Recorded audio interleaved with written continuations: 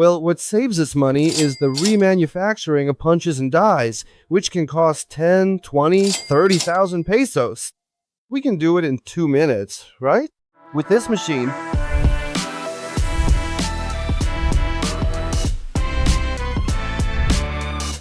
Good morning, friends of FORZA Laser.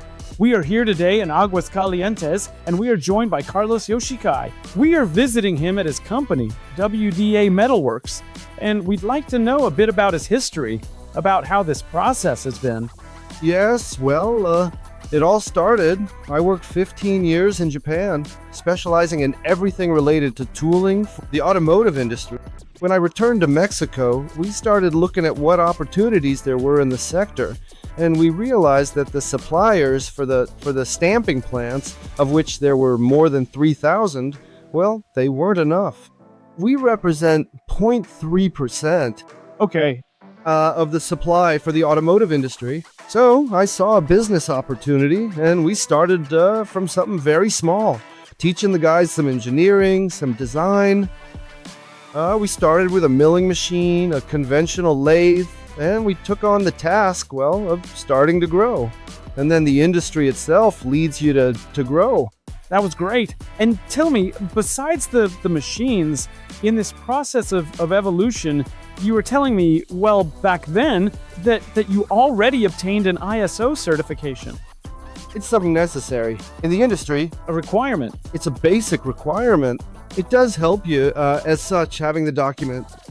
You do attract more clients because you give them that certainty. But the most important thing is actually carrying it out, right? Well, most of the OEMs or potential clients are usually from foreign investment. Okay, That means they expect you to have quality controls, that the heat treatments have the proper hardness, that the steel has the properties required. So we have to adapt, or we have to be part of that global part, right? Of the industry. what information do you request from your clients to be able to deliver a finished product?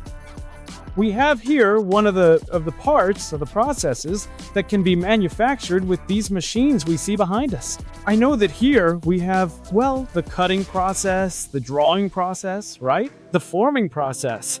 What the client sends me is a request. They send a drawing. It's called GD&T, which stands for Geometric Dimensioning and Tolerancing. So there we see the characteristics, and depending on the important areas, the process is defined. That's the part that makes us different from many companies, because we have the expertise in how the process should be to obtain a final piece. We obviously check the thicknesses, the type of material. That gives us, it has a hardness, it has a tensile strength, Correct. and the shear stress. So we have to do a whole analysis to see how much tonnage has to be applied. And from there, we start to define tonnages, pressure of required, to know which press can be used and what the proper process is. Proper. The layout design is the soul of the entire design. It can be well or poorly applied, but it will work if the design is correct. Okay. So we focus a lot on that, and based on that, well, a quote is made. Eventually, when the client gives you the approval in terms of costs, times, then we start with the design of the tools necessary for that product.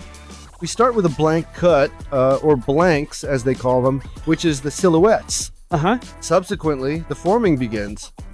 Afterwards, the areas start to be cut. Once the piece is formed, a calibration is done to leave the areas that require high precision in the dimensions or tolerances as close as possible to the nominal. Zero doesn't exist, so everything has to tolerances. Yes. And eventually, well, we manufacture the tool. The tool. Perfect. We have machining centers with a capacity of up to 4.4 meters long. Okay. This machine we see here is a machine that's a bit old now. It's almost 30 years old. Actually, this is one of our most important machines. I think it's the largest machine here in the state Wow. of this type. In this one, really large tooling can be manufactured. Perfect. Subsequently, when we've manufactured and assembled the die, it goes to the spotting press, we call it. Spotting press, which is where we make the adjustments. It has very little pressure, but we have a large work area. Perfect. Is this one of your latest acquisitions? That's correct. The laser cutting machine is crucial for us in the process, since in the past, the entire shape of the tool was manufactured, an approximate blank was cut, an estimated calculation, and then it went through the forming processes. So in the end, we ended up remanufacturing punches and dies for the tooling to obtain the final cut line. Now, with this machine, well, what we can do is cut the silhouette. If it's not right, we do another silhouette cut without having to remanufacture punches and dies. Exactly. Once we have the blanks cutting line defined, then at that point, we start manufacturing the tool without having to waste anything. And in terms of time? Speaking of time, No, on this machine, it's immediate. Could it be a day, 2 days of work, maybe? Well, what saves us money is remanufacturing punches and dies, which can cost 10, 20, 30,000 pesos. We can do it in 2 minutes, right? With this machine. It lets us act fast, focus only on the forming part, the shaping of the pieces, and leave this last process for the end.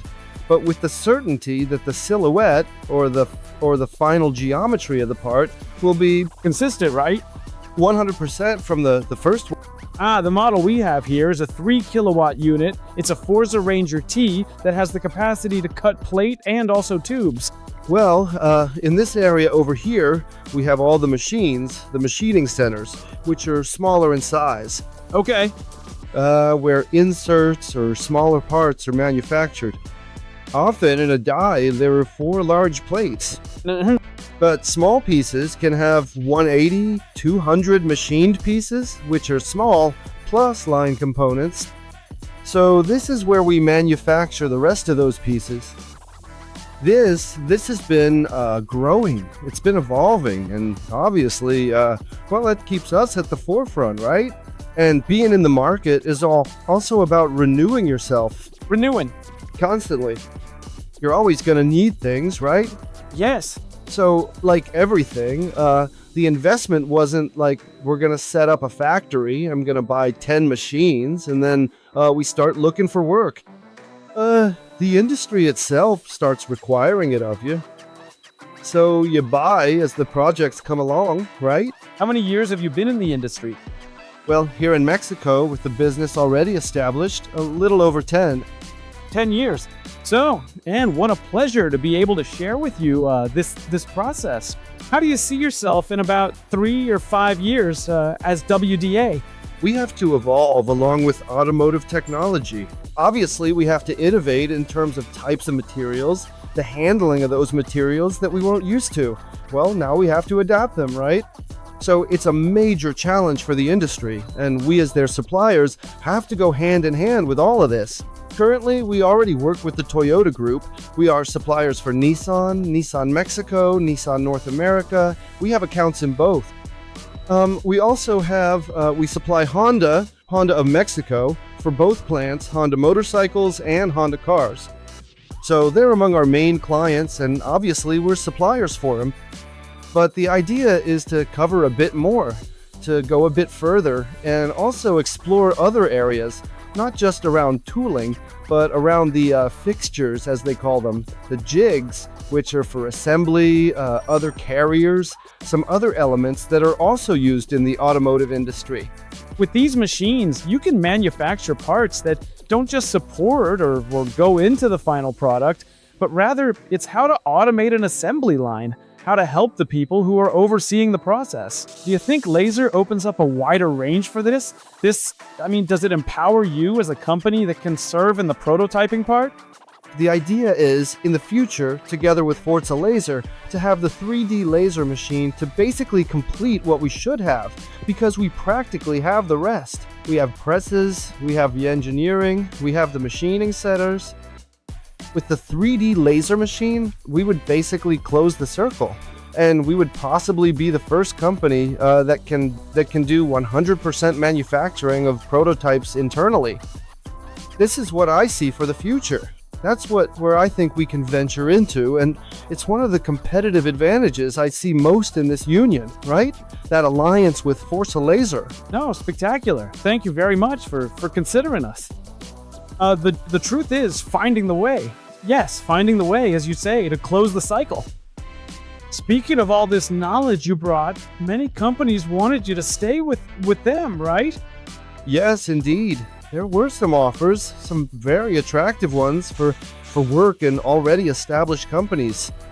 However, my idea wasn't to leave it to one company, but rather that all my knowledge, however much or little it was, to try to leave that legacy to the new generations and try to instill it in as many people as possible. Exactly. So, because that's what it's all about at the end of the day. When we talk about Mexico, of creating industry, well, you have to create entrepreneurs. You need to create business owners. All the people who have passed through here with great pleasure and satisfaction, I like to see them after some time. And I see that thanks to having passed through WDA, they got good jobs or even started their own businesses. And for me, it's a great satisfaction. But if we don't do that work every single day, it's going to take much longer. So, well, congratulations to FORZA as well. I mean, as a Mexican company, they set the example. We thank Carlos very much for welcoming us into his home, right? If you have any doubts, any questions, you can leave them for us in the comments. Carlos, very kindly, well, he'll be able to give us his feedback there. Thank you very much, Carlos. A pleasure. So, we'll see you in the next one. Thanks so much. Bye. Bye.